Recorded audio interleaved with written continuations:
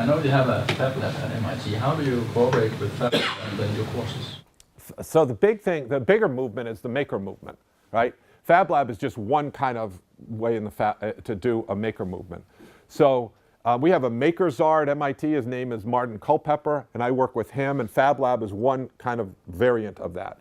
And so what we do is we do an introduction to making class where I've run out of space to write on. So if you have making over here, engineers love to do making, right? But they don't know what they're making it for. Like we had this one great one, the guy's making a guitar. It's like he's a senior, he's about to graduate, and he's their favorite person at this place we visited. And he says, so that's a great guitar. What are you going to do now that you graduate? Because I have no idea. I said, did you ever think of making this a business? Because what do you mean? I said, well, who did you make this guitar for? He goes, what do you mean? I made it for myself. Who else would I make it for? And so we could have made it for somebody else. They just had no idea. So you have these people in making swimming in their own lane over here, people in entrepreneurship not swimming in their own lane, or swimming in their own lane. And so what we do now is we merge these together, and we do an intro to making class, and we have courses that merge making and one's called MEMSI, MIT Entrepreneurship Making Skills Integrator, to bring those two together. So this is a great way to get engineers involved, because any good team should have business people and engineers on the team from our standpoint, and designers. But engineers don't like to talk to carbon-based life form of humans. I don't know if you're aware of this. They prefer to just make stuff. And so we have to draw them into our programs and then integrate them with the business people.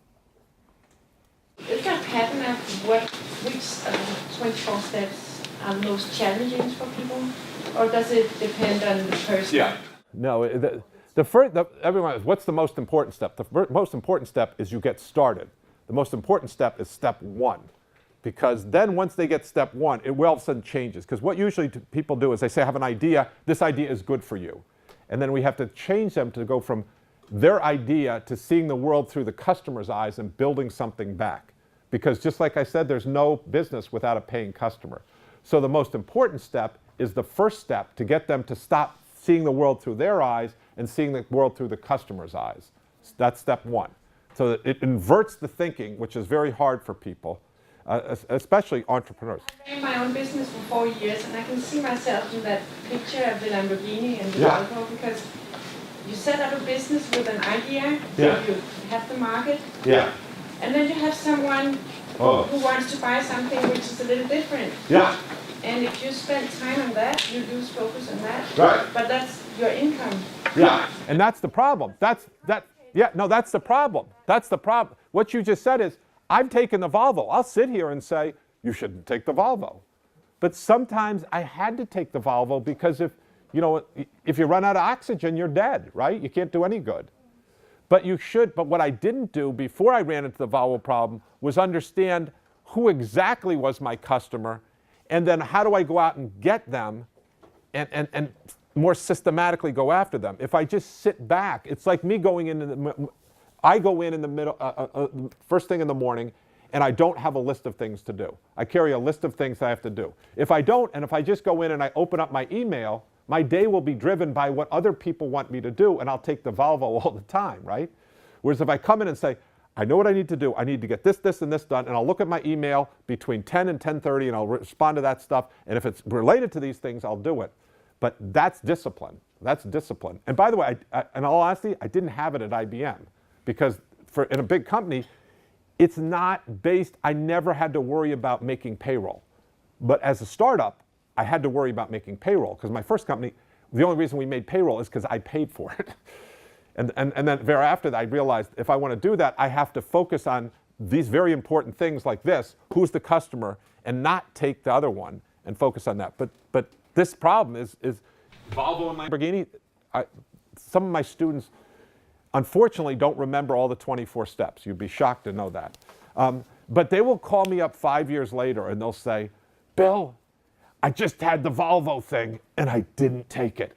It's like, Freddie, is that all you remembered from my class? And the answer may be yes. But the hardest step, by the way, that's the most valuable step. The hardest step is step number 10, which is what is your core? What makes you unique? Because that's hard. That is really, really hard. And it's changing over time. When I first started, it was hardware, and then it became software. And today, it might be a little hardware, a little software, but the big area for competitive advantage is data, is who gets the data. Whoever has the most data and knows how to, most data scientists and knows how to manipulate that data, they get ahead, they get more data, and you get what's called a virtuous feedback loop. So that's usually the hardest one. I was thinking, one of the problems, if we, to go to another level, that is that many teachers within entrepreneurship actually have no real experience within the field. They have the academia trail behind them, and therefore they tend to fall into all these kinds of pitfalls. They tend to focus a lot of things on a lot of things that are not, necessary for the business to run. And actually, Eric Rice. That's one of his main points, is this minimal viable product, saying that you have to go to market and you have to test it in the market, but you somehow don't really agree. Could you elaborate a bit on that one? No, I think that's nice. That's wholly insufficient, right? Do you think that's sufficient? No. But there's a lot of places to start. And one place is to do like the tech guys, and just dive into these little bits and bolts, and then you never go to the market. That's one place to start, right? So wait, I just want to there are many places to start. There's people who teaching entrepreneurship without experience, and there was another thing you said there. Many places to start, and then you start Eric Ries. This is the lean startup, right? Okay. All right. So I'm going to try. There might be other ones, but I have a short attention span. So let me just teaching without experience. Okay. So the answer here is it's not either. It's both. You need theory and practice. You can't just come in. When I first started teaching, I would come in and I would tell stories about my companies. Well, guess how many data sets is that? That was 3. That's 3 data points. Is that rigorous academic knowledge, analysis? No, that's ridiculous. That's anecdotes. That's entrepreneurship by storytelling. That's not okay. On the other hand, if you have people who do research and don't have their feet on the ground to understand what it is, that's not okay either. That's theory without practice. So what we do in our classroom is we have theory and practice. So I'm a practitioner. I'm a professor of the practice. I talk with Scott Stern all the time. He is a brilliant guy. He is so wrong sometimes. And guess what? Sometimes I'm so wrong too. But between us, we usually figure things out. And that's the power of what we should be doing in academia. We should get both, mensa manus. All right? So I am very skeptical, and some of the practitioners get very mad. They say, you should do it. I say, how do you know that this is true? Well, in my company's in it. That's not a rigorous analysis. That's like your experience. That's insufficient. That's storytelling. And this is not easy, by the way, because it's inherent. Many places to start. Yeah, there's many places to start. You're right. And guess what? There's many ways to get rich. Let me tell you one way to get rich is you can go buy a lottery ticket, and you can get rich by buying a lottery ticket. Does that make you feel good? Well, I definitely know if I don't buy it, I definitely don't get rich. Yeah, that's right. That's right. You definitely don't buy it. So therefore, you should buy a lottery ticket. It's a strategy. It's a strategy. Who's from the strategy group here? Is that a good strategy? No, the odds are ridiculous. That's not how you get rich. You're better off. People say, oh, look at Bill Gates. He did this. He did it. Yeah, but what the 24 steps does is it's not an algorithm to help you be successful. It increases your chances dramatically to be successful over time. Just be like the person, this is the odds of someone who's a first-time entrepreneur. Guess what the odds are of the second time the person's an entrepreneur? They're like this. The third time they're an entrepreneur, they're like this. The odds go up the more times you're an entrepreneur. So what I'm trying to teach is what are the things that you learn in this process to get better? There's no guaranteed success here. Let me be clear. This is not a science. If you do A and then you do B equals C, that's science. What happens in entrepreneurship is you do A and you do B, your odds of getting C, hey, they go up. They go up. That's a craft. This is not a science. And all the 24 steps do is increase your odds. And I would tell you, I feel real comfortable standing here and telling you because I did this, and this was 0. I did this, and it was okay. And I did this, and our company went from 50 million to $500 million in 2.5 years. And the amount of time and effort I put into this one was a small fraction of this one. And the return on this one was 0 or negative. So I want to know what made the difference between here and here. That's what I study. And it can't guarantee you success. And that's why I love Jeff Bezos. Jeff Bezos is very methodical. If you look at Mark Zuckerberg or even Bill Gates, first of all, those are kind of unique situations. The Bezos is a unique situation. But for students to think that, oh, we just write some code and we do some fun stuff at college and then we plug a computer in and then it blows up and then the VCs fund us and we're rich, right? That just doesn't work that way. It's more like Jeff Bezos. I think about it, I come up with a strategy, I do books, I then move into CDs, I move into back-end processing, and then that's what we want to teach our students to be. You buying this? It looks like you're buying it. Yeah, of course I am. Of course I am. I was just trying to challenge your methodology here. Oh yeah, I didn't go this one. Yeah, lean startup. So yeah, I know a lot about this.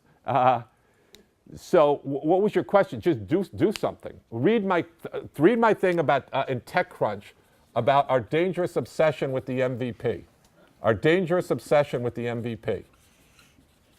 Because you also have the other end of it, where you have the mechanical engineer who is sitting there all day while life passes by. Yeah. But that's the other. And that process is rejected by this what I'm putting in front of you. But this one is one tool that isn't even acknowledged that Stefan Tomke did this stuff. If you want to go find out where this is proven out, not mentioned once. Stefan Tomke talked about experimentation. I don't know if anyone's seen this, but that's basically I give them a tremendous amount of credit for popularizing a good idea, but it is but one tool and it's appropriate for certain situations. Do you want to have, if you're about to go and do you have a son?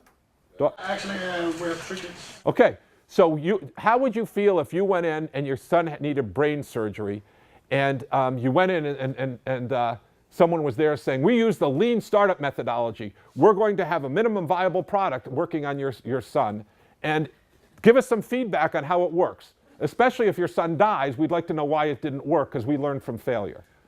How would you feel about that? Not that good answer. But one has to be fair because in his new book, The Startup Way, he seems like he's been reading your article too, so he's elaborating on this. Yeah, when he came to MIT, he was, the first time he said, look, this is a guy who's making millions of dollars. Make no mistake here. He's making millions of dollars off a concept, right? A word, a few words. He's an entrepreneur. I love it. But it is not an academic. Do not confuse this with academic. And there was this big thing that said, he said, business plans are just a waste of time. It's like, what are you talking about? A business plan's a waste of time. And then his colleague says, business plans don't sustain first contact with the enemy. I said, you can't say that unless you work for Fox News. Do you know Fox News? Yeah. You can't say that unless you work for Fox News because that is a phrase that's out of context. The phrase is not your phrase. The phrase comes from Dwight D. Eisenhower, who said, I believe planning is essential even if plans do not sustain first contact with the enemy. So this idea that we shouldn't do business plans, that was so destructive to entrepreneurship. That was so destructive. It made people feel like it's easy. You only need to do 3 steps and you can be a successful entrepreneur. It's like 4-minute abs, you know. You can look like a macho person in 4 minutes a day. It's giving people what they want, not what's real. Entrepreneurship is not easy.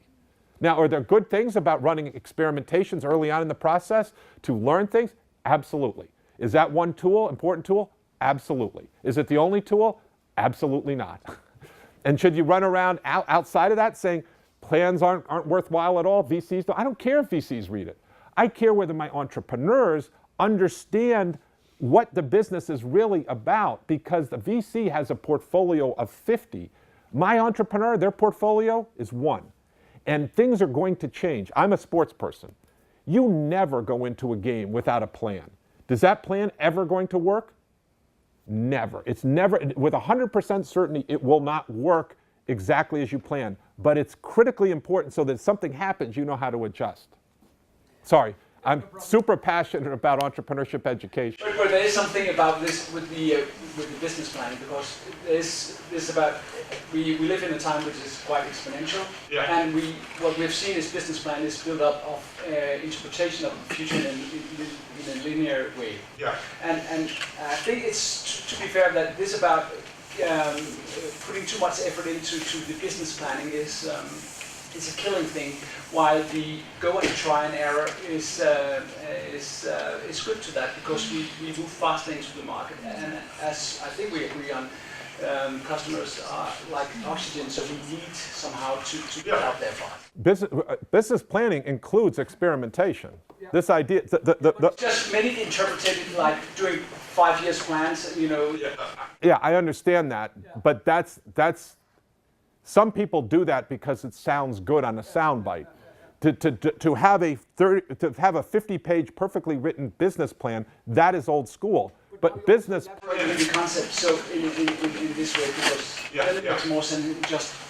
Yeah, business planning is essential. You know, you have to do that. Just because you don't know it's going to work or not, you can't just say, well, we can't plan for anything then. You have to come up with plans, but you don't write static documents that are 50 pages long. Yeah, but you don't throw out the baby with the. I mean, it's like, yeah, you get my. I have a slightly different question. It's about how to create learning for the students. So Yeah. now you have 24 steps as a tool. So how do you use that the best way? Yeah, that's a and I've been learning, watching what you're doing here as well. So what we do is we have, if you look at our logo, it's this ramp that goes up. And do I have a slide here? I do have slides on my computer. But what we do is we start out with very low friction. And we basically look at our students. And much as we look at our students and use the 24 steps to develop our curriculum. And we say, who's our customer? And everybody says, there's this ready-to-go person. They're going to do a startup. That's our customer. Well, that was our beachhead customer, just to be clear. And that's what the 24 steps they love. This is only 20% of our customers, though, today. Over 50% of our customers are curious entrepreneurs. They don't know whether they want to be an entrepreneur, but they're hearing all this stuff about it, and it sounds cool, better than going and working for a big company. And that's the biggest part of our customer base now. And if we treat those people like ready-to-go entrepreneurs, we got a problem, because they're not ready to go. And so this goes back to this kind of approach here that I was talking about.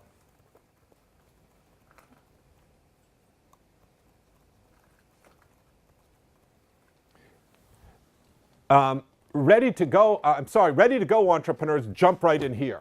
And they say, I don't need to ideate. Are you kidding me? Make the team, I'm ready to go. Don't tell me what entrepreneurship is. I'm all in already. However, the curious want to know, what is entrepreneurship?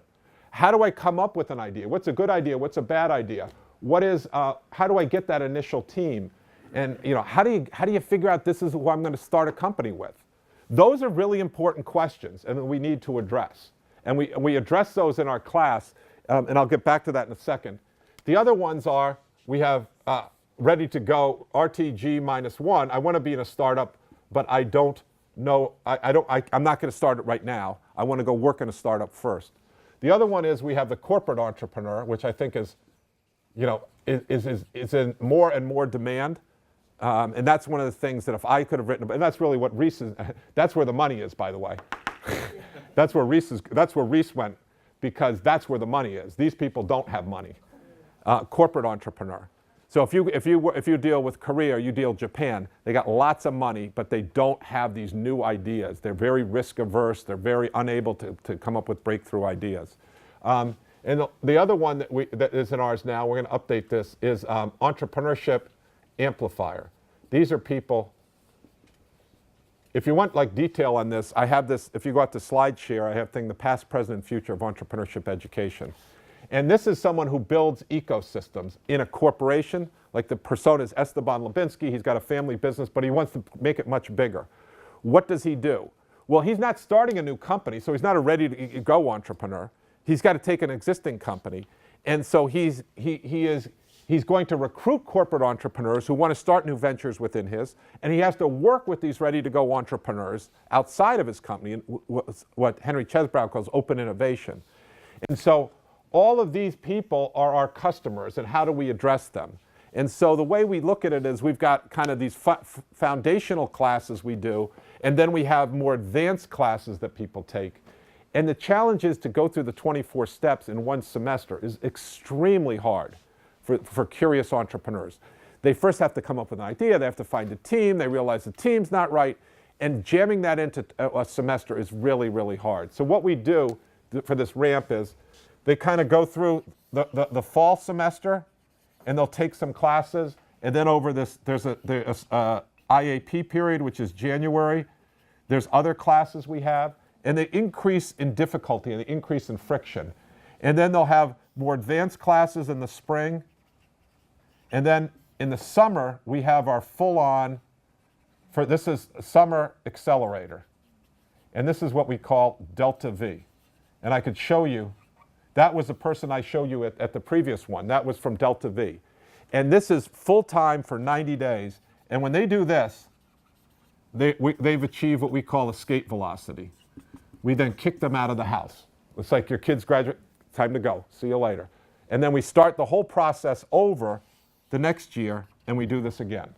And we start with what we call the T=0 festival to draw people in. And I can give you all kinds, if you go to our website, and I'll give annual reports. And that's the process. But it's a year-long process that increases in difficulty as you go through it, and people will exit.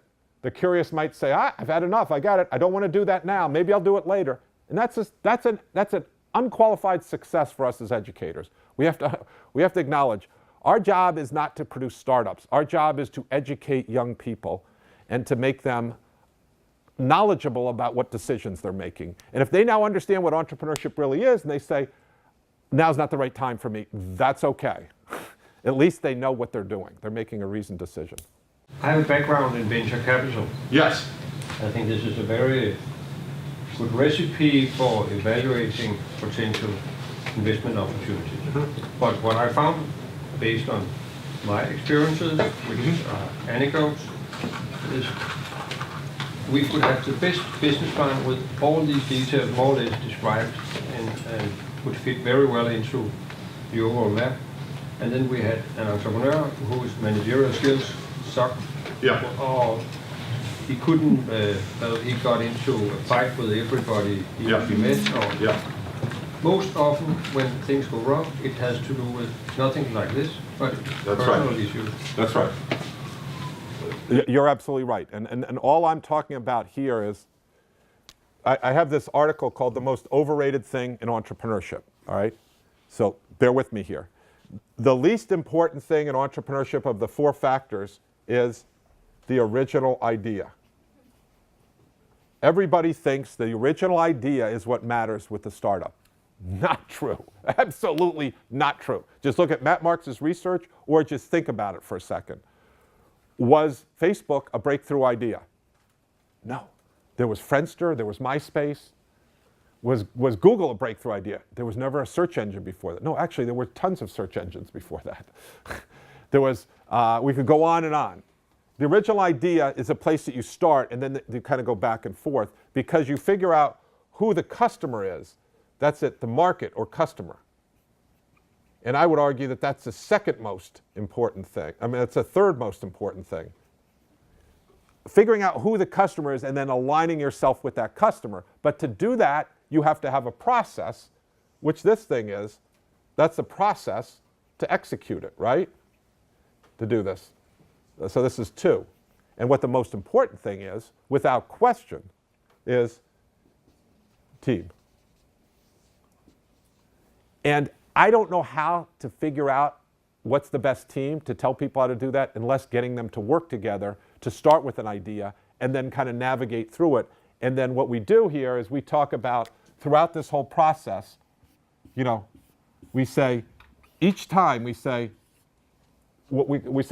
everything we do in this classroom is open source. There's nothing, if you guys all work on a project together, none of you can walk out of this classroom and claim equity if he goes and starts a company and you're not on it. You can't do that. This is an academic environment. You cannot do that. We call it the no Winklevi rule. The Winklevoss brothers being the ones who were with Zuckerberg and claimed credit for what he did. Ideas are cheap. We're just developing a plan. So no one can walk out of here and claim equity in a company after this class. And if you disagree with that, you must leave the class. So at the end of each class, we say, this was great. You all did well in the class. Congratulations. You are now free electrons to reform as molecules as you so choose. You can go leave and stay together, or you don't have to. But there is zero obligation amongst you to do that. And I would suggest that you met in 2 weeks as this class started. The idea that all 4 of you would want to get married simultaneously after this class is essentially zero. That the best team is unlikely to be just the 4 of you. So you need to rethink this, because you would not have a product here and have version 1 of your product and take it all the way through and say the market has to change. My product is the right product from the beginning.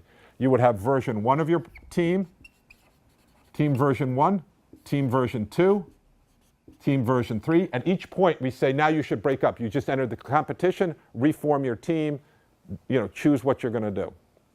And so that's kind of the skill process. And we have it, and you can look at our website, our accelerator. We had 20 MIT teams that were accepted. Only 17 presented. 3 of them blew up because of this thing called carbon-based life form called humans. And they couldn't do it. The team didn't work out, right? The marriage didn't work out. And you got nothing if you don't have a functional team. So I could not agree with you more. By the way, I see you have a sticker. How did you get that sticker? I went to MIT to Martin Boston in January. That's why I saw you. That's why your brilliance just flows out.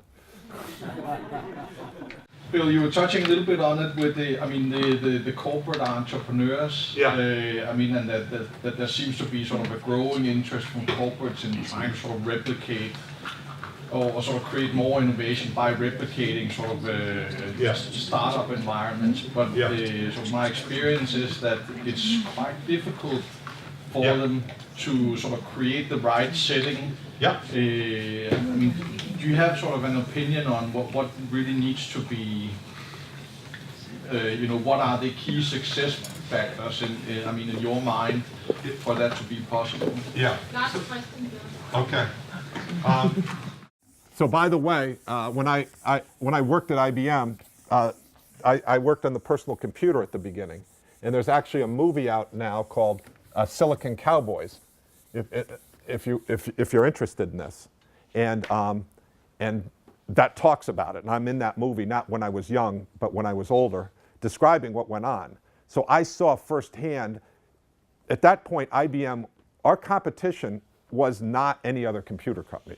I don't know if anyone in this room remembers. IBM was a powerful monopoly. Our competitor was the US government antitrust division.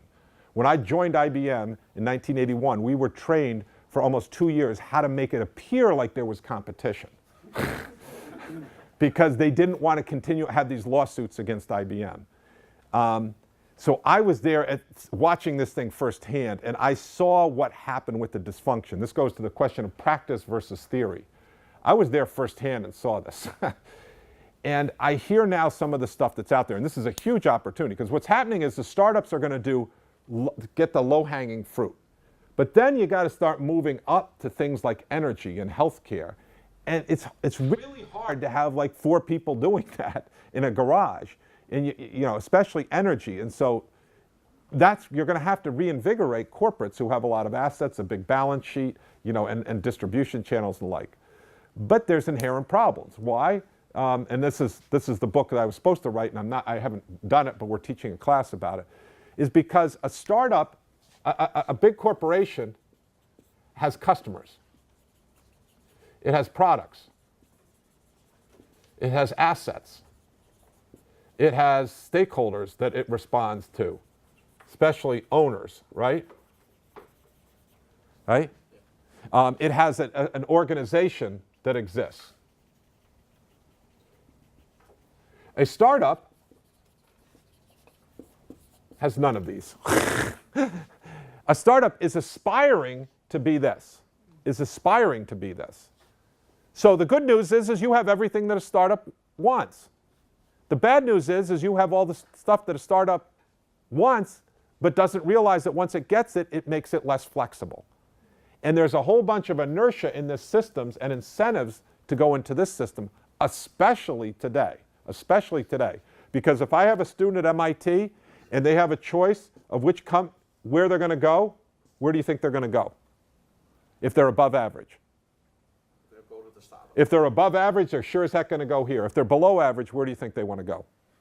They go over there. So this is very difficult because you have what's called negative selection bias now. You have negative selection bias. That means you're not getting the best, most driven people. They're coming over here. That creates some more issues. So what's the answer? The answer is you've got to figure out how you do this thing called open innovation, where you harness these things. It goes back to this person right here. How do you take the assets you have here and work with these people in a collaborative way?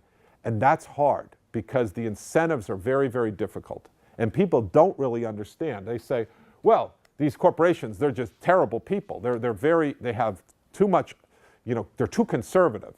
Well, the nature of a big company, I won't even draw this to scale, is they have a core business which makes them lots of money, which pays all the bills. And think of that core business as enormous because it makes lots of money. And so I'm talking about a new business that can produce $1 million, even $1 billion. Is that interesting? Not compared to this, because this is a sure thing. So you have to have this business over here. You have to have a firewall here. You have to have a firewall, and then you have to allow these crazy people over here to be doing stuff that could go casters up, that can fail. But over here, you don't want people failing. If I'm working on your big asset, the Gawar reservoir, I don't want you just trying stuff out. Oh, that didn't work. See, we just blew the Gawar. That's a multi-billion-dollar asset. Not okay. Not okay. So these people are working in a conservative manner, and well, they should, because they're protecting the core business. And so you basically, what the answer from my standpoint is that you're going to have 2 operating systems. You're going to have one operating system over here that's interested in incremental innovation that often is process-oriented, is technologically oriented to do that. This is your disruptive innovation on a different operating system, but somehow the two have to cooperate without killing each other. And that's a big challenge. Is it a challenge that's worth solving? Yeah, it's a challenge that's worth solving. But it's so complex because everyone wants to make it simple. I can tell you exactly why it's going to fail. I can pull it apart, but we have to figure out how to do it. Here's a simple one. Here's the CEO. The CEO sets this thing up and says, I'm going to be the innovation CEO. I'm going to fund this thing over here. I'm going to give them $100 million because I want to be the person who's the innovation CEO. You're the general manager of this group. What do you say? Oh, by the way, one other data point. I'm taking Susie Q, who is your super, and I'm moving her over to this innovation group because I'm really interested in. Now, you're sitting there, you're the head of this group, and you're thinking, I'm going to be promoted to this job, and if you give me $100 million, I'll give you $200 million back, and I don't want you taking Susie. So how enthusiastic are you going to be when this new group starts? I think I answered the question. You're going to be very unenthusiastic about it. And you're going to be undermining this because this group over here is taking resources away from you, and the more resources you get, the better you look, the better chance you have of being promoted. Okay? So you with me on this? Yeah. Human beings are mortal, right? And this person goes and retires. Okay? And by the way, this starts, the first year, get 100 million, lose it all. Second year, gets 100 million, starts to show some progress. This is the nature of innovation. Makes 20 million. Third year, doesn't have a good year, kind of back to zero. Third year, makes 110 million, all right? After 4 years, it's given you basically negative return, all right? So after 4 years, this person retires, and who becomes the new CEO? Sarah Dokes. What does Sarah Dokes do on her first day? You got it. And then what happens? Will you ever get innovation started again? Maybe in 4 years when she... No, you can't do that. You got to make long-term commitments to that. And it signals to the marketplace. It's so hard to set these things up. And then will people want to come work there again? No. 3M. I forget who said 3M. Who said 3M? Was that you? Yeah, that was me. Yeah. Go look at 3M. What killed 3M was they were having this kind of, the results like this. And then the finance market said, we don't like this. This is a roller coaster. Just give us a nice progression. Even like that.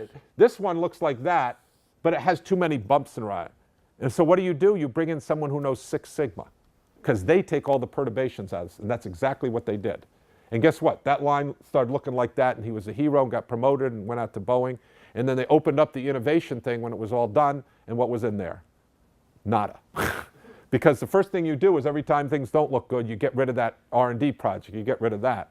Entrepreneurship is this variable up and down thing, and you can't predict it.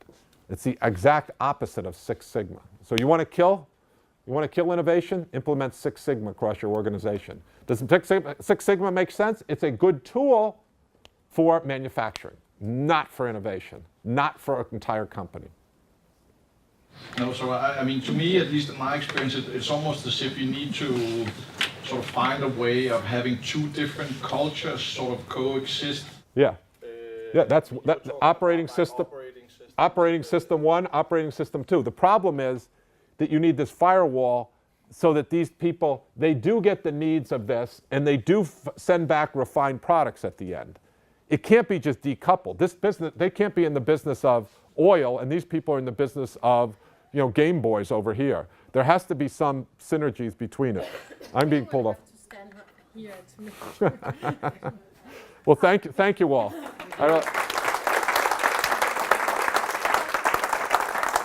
Thank you.